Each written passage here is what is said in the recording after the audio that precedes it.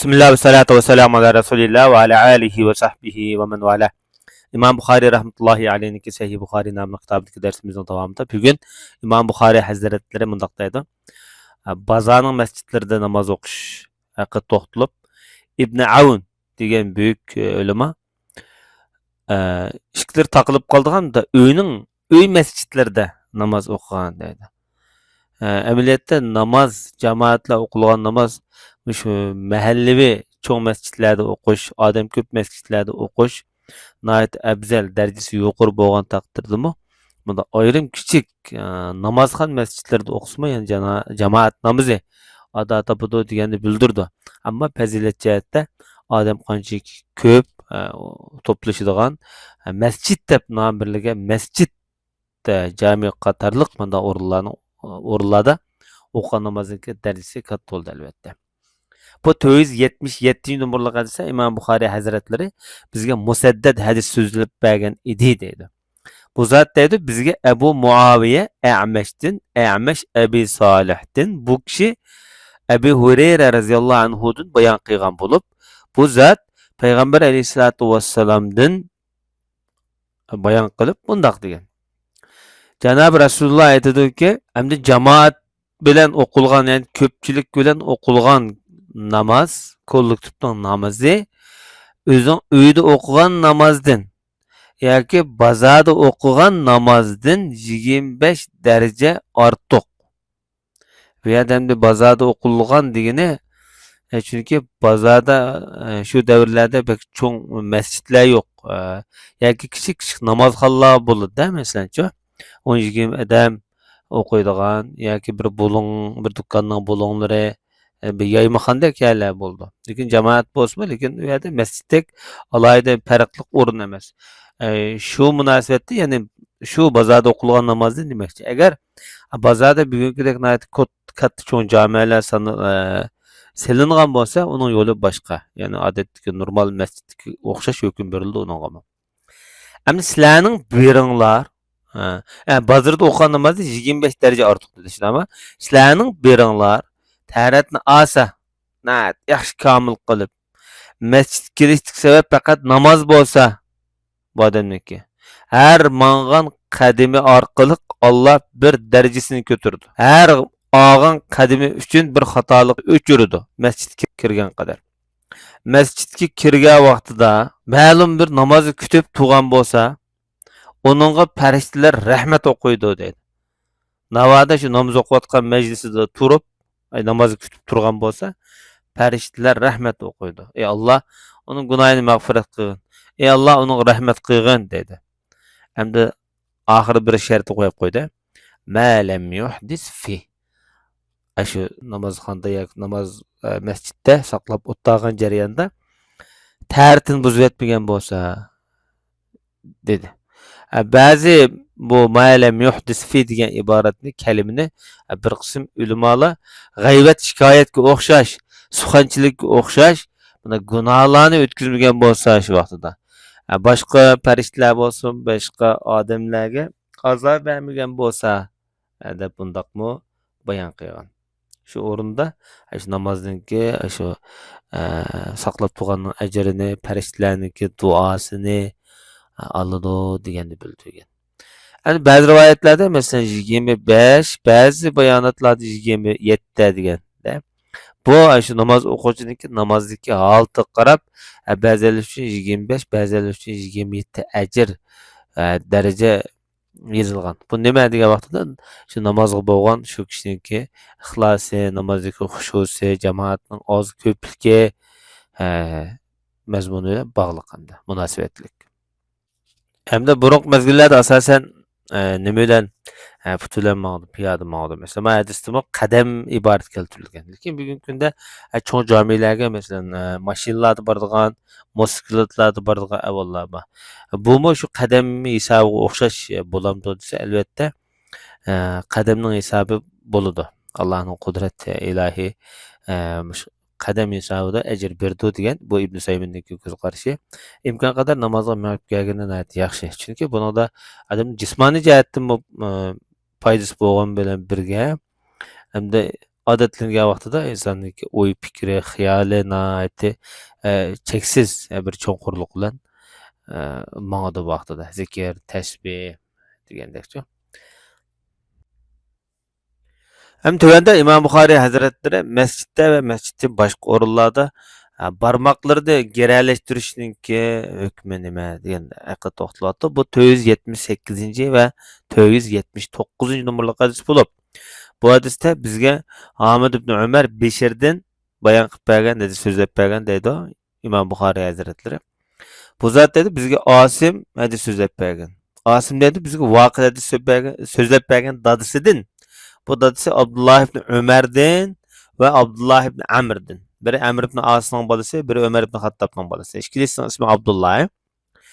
Peygamber sallallahu aleyhi ve sellem barmaklarını gereleştirgen dedi. Yani gerek yok demekçi.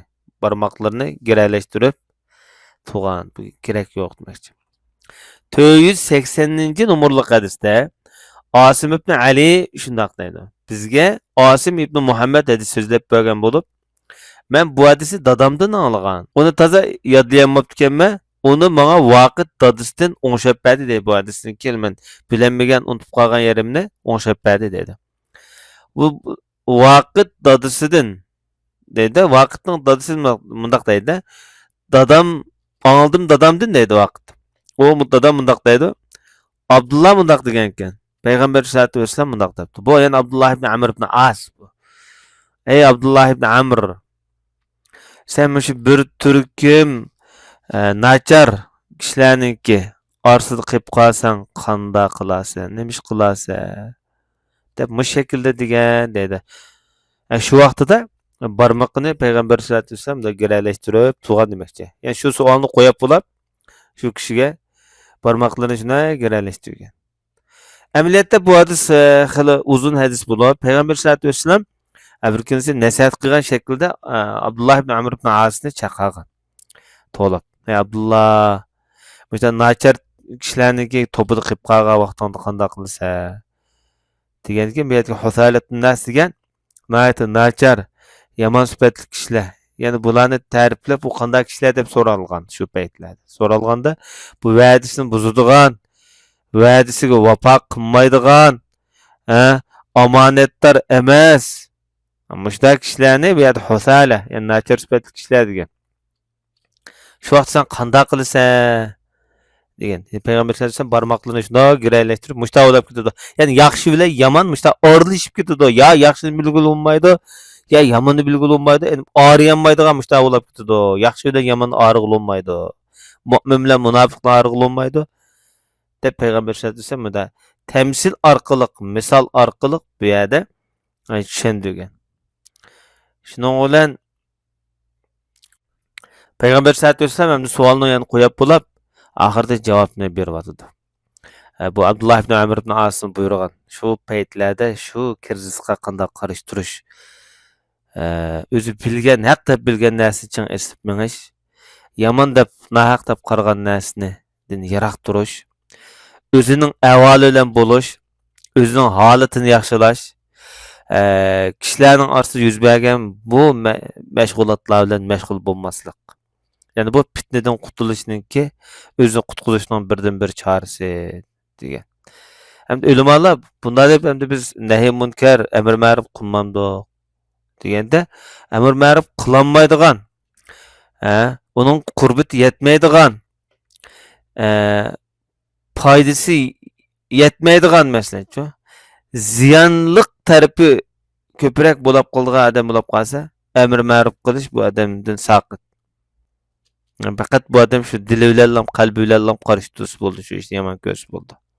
Lekin o adamın nasihat qilish, emr ma'ruf qilish majburiyati tugaydi. Shunaq degan.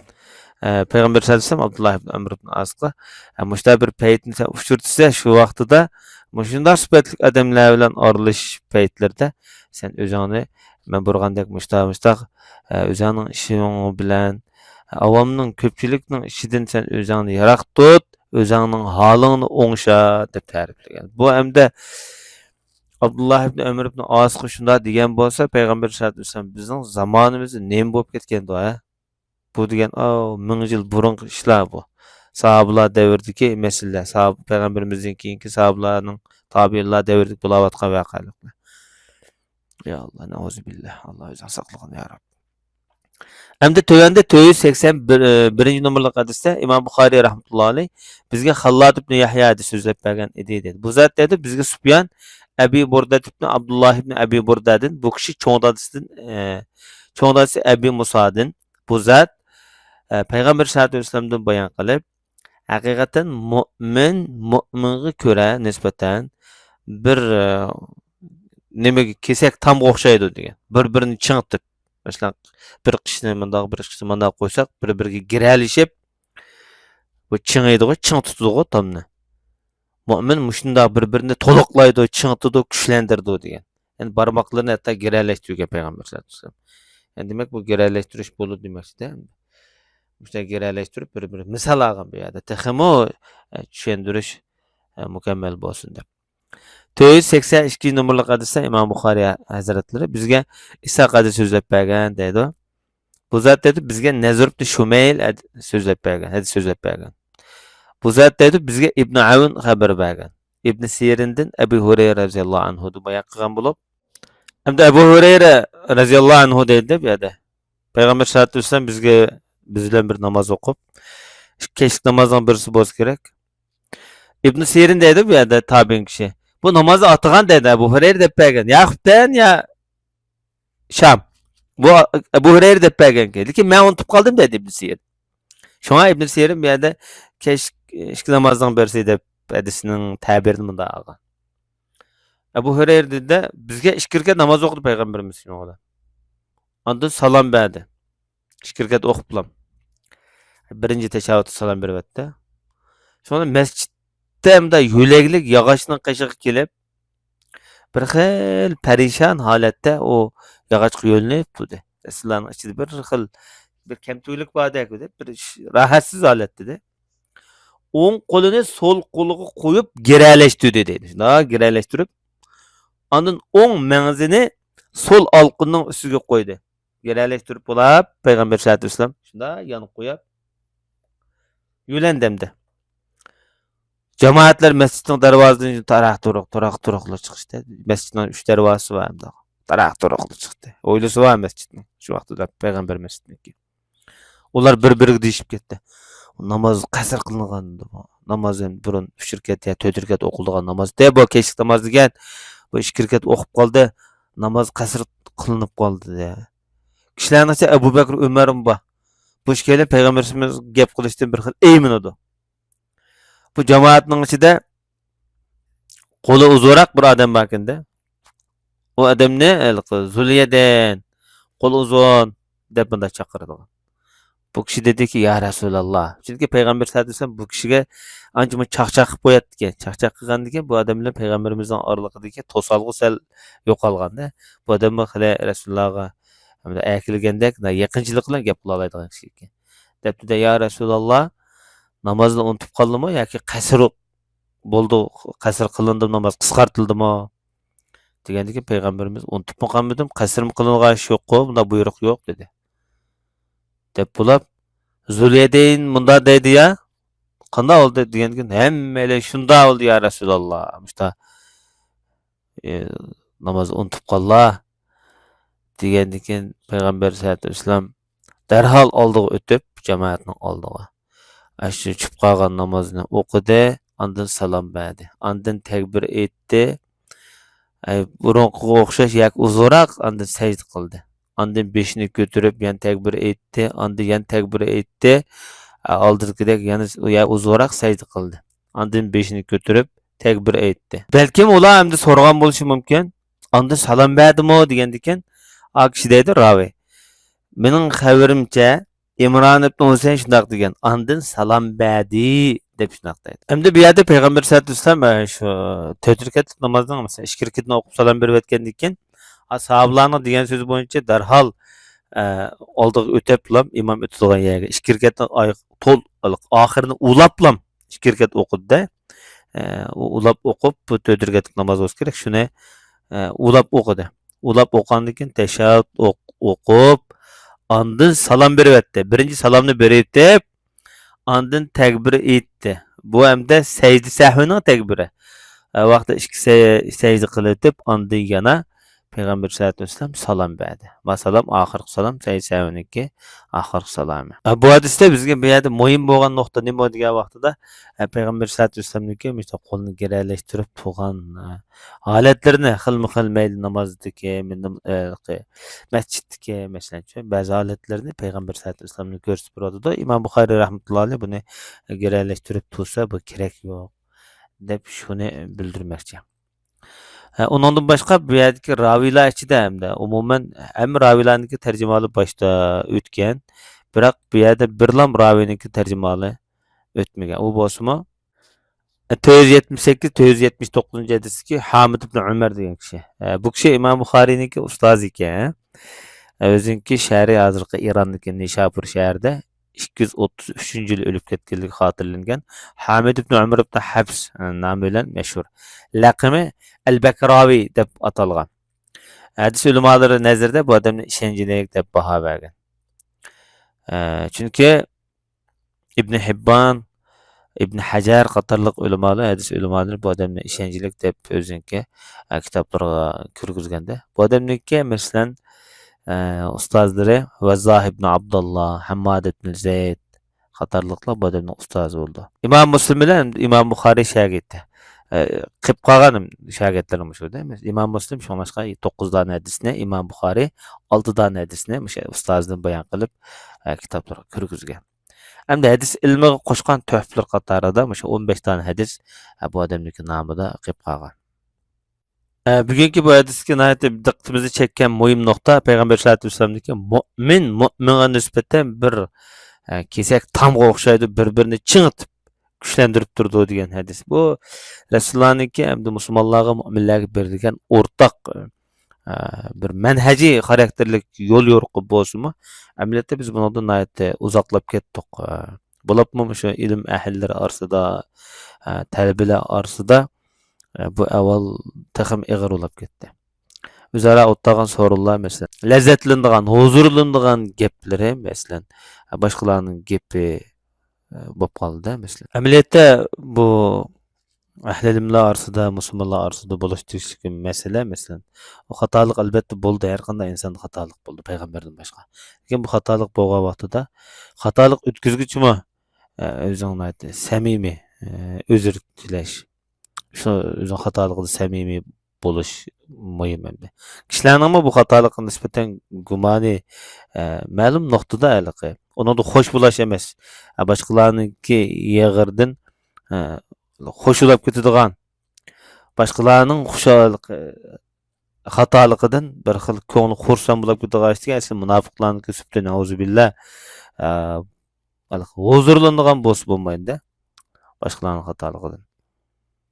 Kishilar orasida tarqatadigan, masalan, undan huzurlanadigan, so'rinning asosiy temasi shunga aylanib qoladigan bir avval asosan shu mu'minlarning bir o'zaro qarindoshlik vositasini kuchayishiga nihoyatda ta'sir ko'rsatgan muhim omillarning biri. Bugungi darsimiz bu yerda bo'lg'ay va sallallohu alayhi va Muhammad va ala alihi va sahbihi ajma'in.